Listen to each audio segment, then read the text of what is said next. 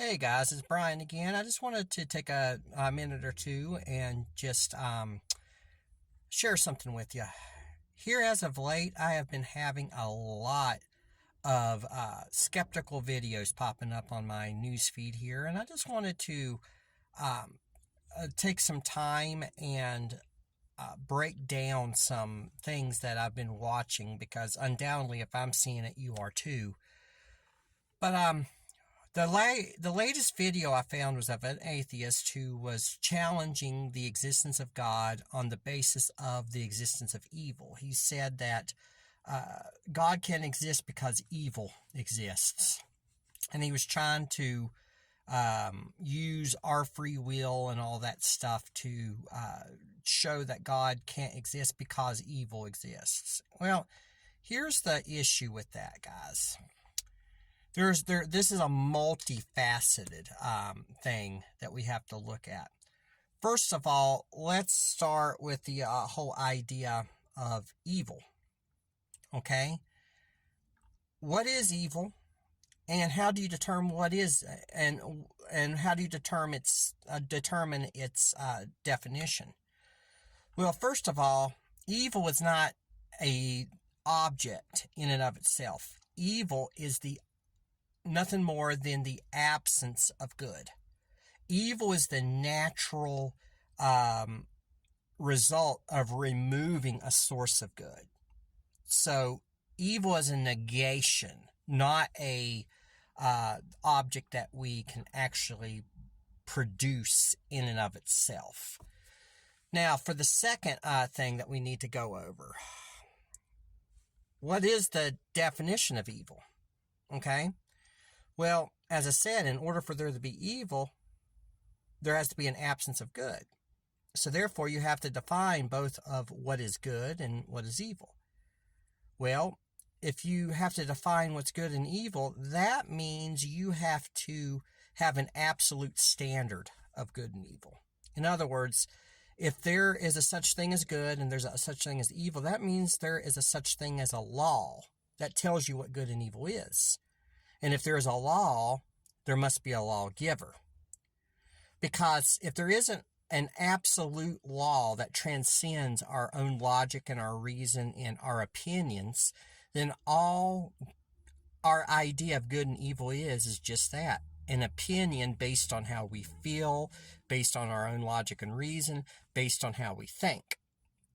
And if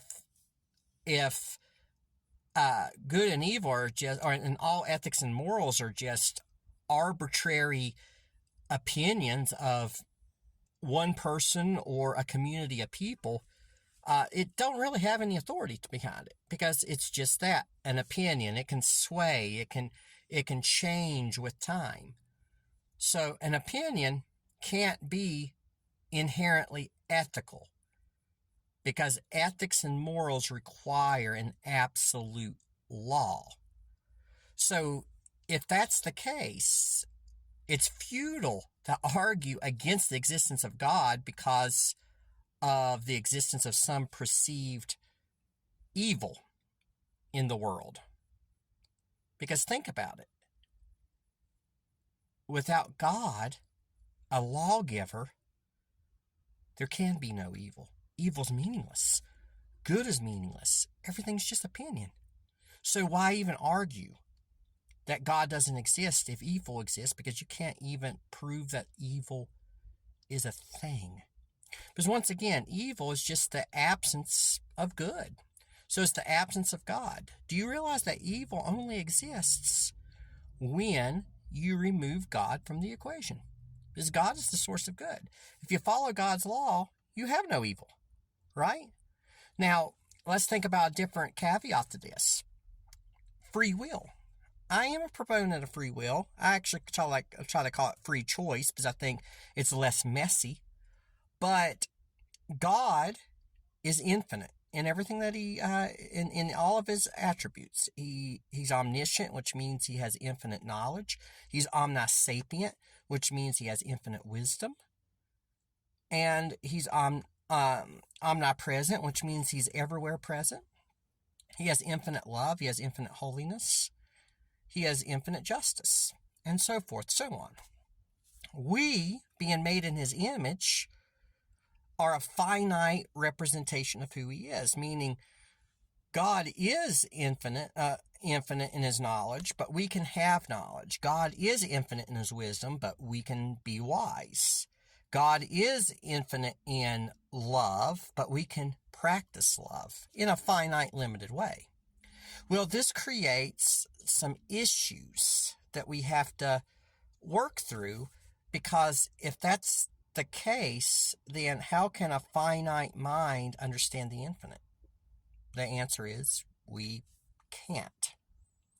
We can't, not fully anyway. And that is called the incomprehensibility of God. King David said that he couldn't attain God, which means he couldn't attain the infinite aspects of his omniscience. I think that's in Psalm 138, I think it is. Don't correct me if I'm wrong there, but I'm pretty sure that's where he talks about that. But Paul, at the end of Romans 11, declares God's incomprehensibility, and it's because the finite mind cannot understand the infinite. Well, think this through a little bit. God created our ability to reason. He created our ability to think. He even created our ability to choose. He programmed it. He knows it all. And it's a real choice. It's a real freedom. But it's been programmed by God, so therefore it's under his sovereignty.